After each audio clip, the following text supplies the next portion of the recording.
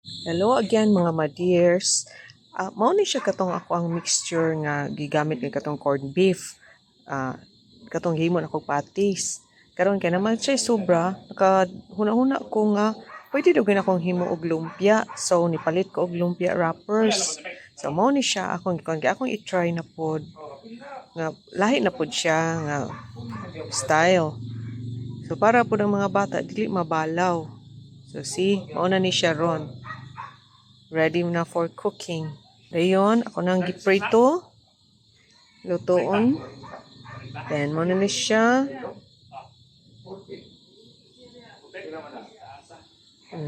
Mauna ni siya. So, then akong gipatilaw sa akong mga bata. Tanawa. Wala ra gud sila kabantay nga na ay vegetables pod.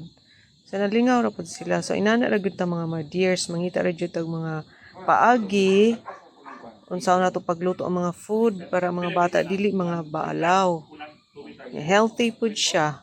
Ako ni try pud ko kaon. Okay ra man di ay food, nice food siya.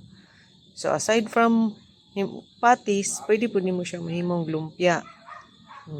See? Goodbye.